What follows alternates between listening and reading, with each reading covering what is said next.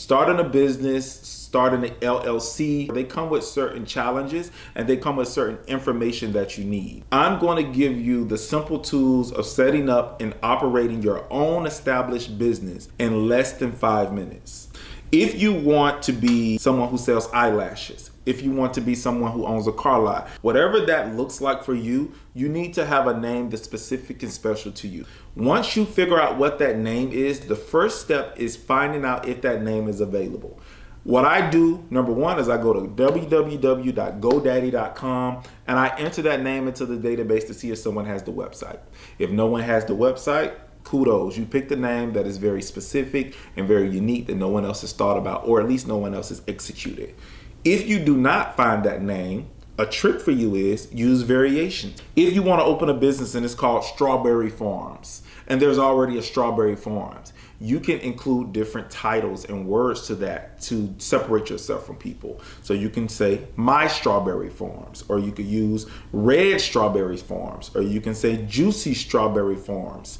Juicy Strawberry Farms Incorporated, My Strawberry Farms LLC, My Strawberry Farms USA. So that's number one. Go to GoDaddy, figure out if that name is taken. If it's not, figure out a variation that can work for you if you're sold on that name.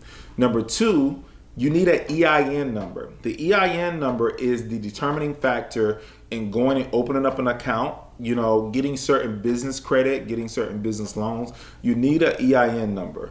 To kind of explain what that is, it means employee identification number. It is something you can get from www.irs.gov. There's a search bar at the top. You will simply type in EIN. It'll come up. You can fill out a form. That is free to get.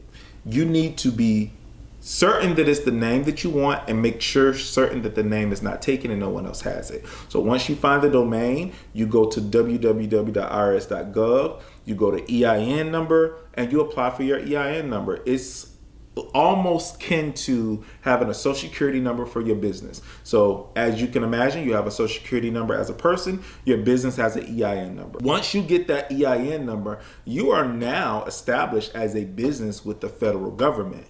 But that's not it. You also need to be established as a business with the state. So if you live in Georgia, if you live in LA, if you live in Michigan, no matter where you live, there is something called a Secretary of State. You need to go to the Secretary of State and fill out LLC, corporation, LLP. LLC means limited liability corporation. LLP means limited liability partnership. These are things that I can give you more intuitism and tutelage on in the future, but right now I'm just going to rapid fire it to you.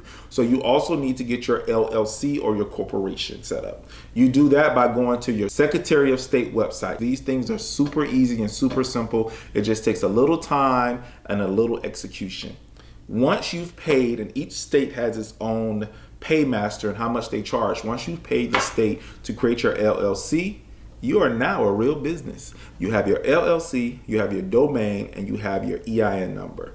You can have a storefront, you can have a business out of your trunk, you could be working out of your bedroom. You are now an established business. Because even if you do not have any money, and even if you do not have a plan of action or a business plan, you have a legitimate business. And that legitimate business is only going to grow once it is real. And it only becomes real once you're established legally.